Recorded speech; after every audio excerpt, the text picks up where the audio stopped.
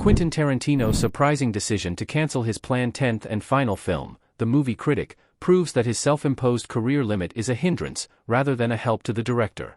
While highly anticipated, little was known about The Movie Critic, beyond a brief sketch of a premise provided by Tarantino.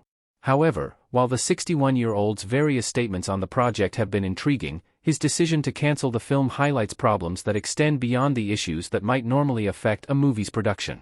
The Movie Critic's cancellation comes, according to a report by Deadline, after Tarantino simply had a change of heart about the project. This follows previous reporting that indicated the project had been reworked to include Brad Pitt's character, Cliff Booth, from Tarantino's acclaimed Once Upon a Time in Hollywood feature. However, while The Movie Critic seems completely dead in the water, there's no indication that it has affected Tarantino's plans to retire after 10 movies.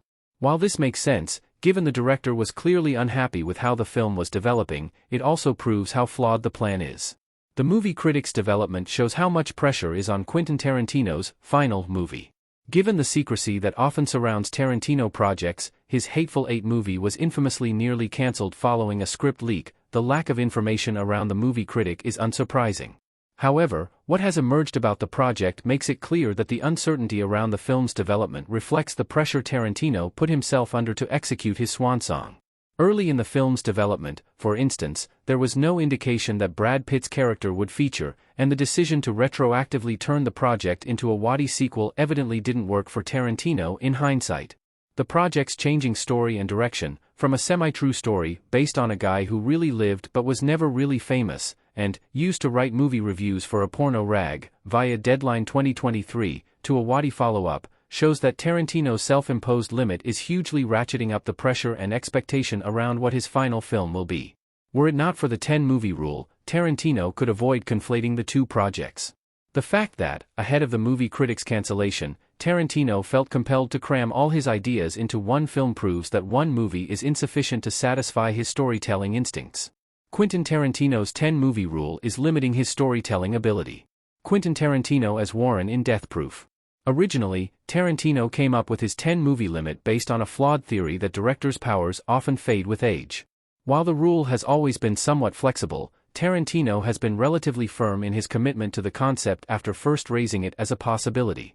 As he explained to Deadline back in 2014, not wishing to tarnish a legacy is an admirable objective. However, Tarantino's experience with The Movie Critic suggests that this discipline might actually end up causing more damage than making movies 11, 12, and beyond ever could. The knowledge that this project should be his last is arbitrarily creating a creatively stifling environment for Tarantino, where the emphasis is on this project to be perfect. As evidenced by his multiple approaches to The Movie Critic's narrative, Tarantino clearly has more stories to tell. Giving himself one more movie to express his creativity is a pointless limitation on his storytelling potential. Quentin Tarantino breaking his 10-movie rule is the best decision. Collage of Quentin Tarantino, Chris Pine in Star Trek, and the cover art of 40 Lashes Less One. The fact that trying to fit all his ideas into one final film has proved so unwieldy proves that, despite his previous commitment, Tarantino needs to abandon his 10-movie plan. In reality, there is no need to combine The Movie Critic's intriguing setup with a potential witty sequel. Without his rule, which has arguably already been broken, thanks to the Kill Bill movies, he could pursue both projects without the artificial pressure currently affecting his process.